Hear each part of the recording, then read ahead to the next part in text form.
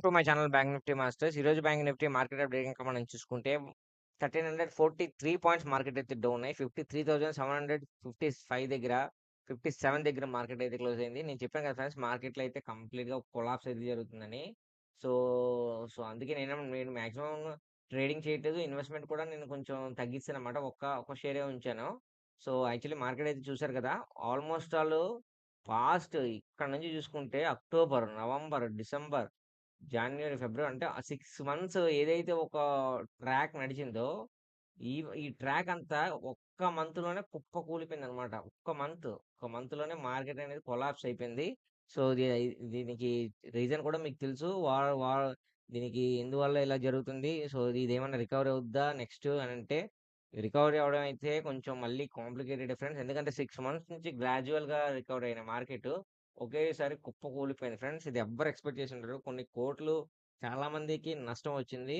So, ఎవరైతే అంటే prediction అంటే ఐ మీన్ టు సే కొంచెం మార్కెట్ ఇలా మూవ్‌మెంటం ఇలా ఉంటది. బయట మా సిట్యుయేషన్ ఇలా ఉంది కాబట్టి అని ఎవరైతే ముందుగా ప్రిడిక్షన్స్ చేస్తారో వాళ్ళకి కొంచెం బెనిఫిట్ ఉంటది తప్ప, సో బ్లైండ్‌గా ఎళ్ళినోళ్ళకి మాత్రం వాళ్ళకైతే ఖచ్చితంగా ఈ మార్కెట్‌లో అయితే ఘోరాతి ఘోరమైన లాస్ అయితే చవిచూస్తారు.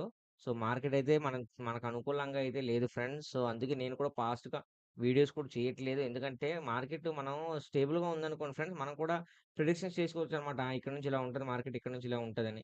సో, ఇప్పుడు అలా చేసుకోవడానికి ఆస్కారం కూడా లేదనమాట. మార్కెట్ కంప్లీట్‌గా ఈ న్యూస్ బేస్డ్ మీద, at the same time war based మీద మార్కెట్ అయితే రియాక్ట్ అవుతుంది. సో, దాని మీదే మార్కెట్ అయితే ఫాలో అవుతుంది. సో, ఇది ఎంతవరకు ఫాలో అవుద్దనేది కూడా చెప్పలేం ఫ్రెండ్స్. ఎందుకంటే ఏ ఏ క్షణాన ఏం జరుగుతదని కూడా మనం చెప్పలేం. సో, మీరు 1 వీక్ క్యాండిల్ చూసుకోండి. ఆల్మోస్ట్ కొలాప్స్ చూసారా? ఒక 6 మంత్స్ నుంచి లాక్కొచ్చిన మార్కెట్ ఒకేసారి కుప్పకూలిపోయిందనమాట. బట్ ఇక్కడ ఒక స్ట్రాంగ్ సపోర్ట్ జోన్ ఉంది. సో, ఈ సపోర్ట్ జోన్ నుంచి మార్కెట్ ఏమన్నా రికవర్ అవుతదేమో అని ఎక్స్‌పెక్ట్ చేయాలి. కానీ ఇది కూడా చెప్పలేమనమాట. మాక్సిమం మార్కెట్ కొలాప్స్‌కే ఎక్కువ ఛాన్సెస్ ఉన్నాయి. చూసారా? ఎంత ఇప్పుడు మార్కెట్ మీరు అబ్జర్వ్ చేయండి. మార్కెట్ ఇక్కడ నుంచి మార్కెట్ గ్యాప్ డౌన్ అయింది. కొలాప్స్. మళ్ళీ గ్యాప్ డౌన్ అయింది. మళ్ళీ కొలాప్స్. ఇక్కడ మళ్ళీ గ్యాప్ డౌన్ అయ్యి మళ్ళీ కొలాప్స్ అయ్యే అవకాశాలు కూడా ఉన్నాయన్నమాట. 90% అదే ఉంది. లేదు ఇక్కడ ఒక సపోర్ట్ జోన్ ద్వారా ఏమైనా రికవర్ అయ్యే ఛాన్సెస్ ఉందా అని కూడా చూడాలన్నమాట. బట్ మాక్సిమం నాకు తెలిసైతే ఇంకా అలా జరగదనుకుంటున్నాను. ఎందుకంటే మార్కెట్ ఇంకా ఫాల్ అయ్యే ఛాన్సెస్ ఎక్కువుందనుకుంటున్నాను.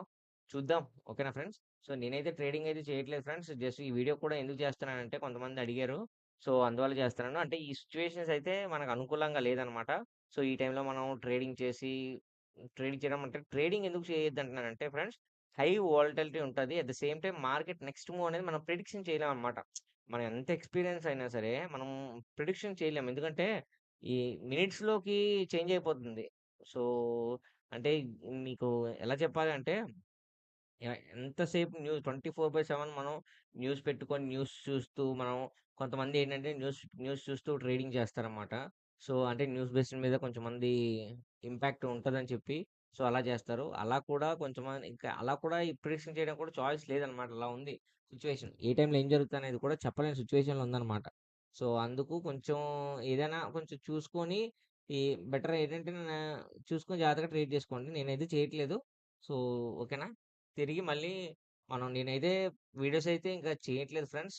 చూద్దాం మార్కెట్ ఎప్పుడైతే స్టేబుల్‌గా వస్తదో అప్పటి నుంచి స్టార్ట్ చేద్దాం. ఓకేనా? Thanks for watching.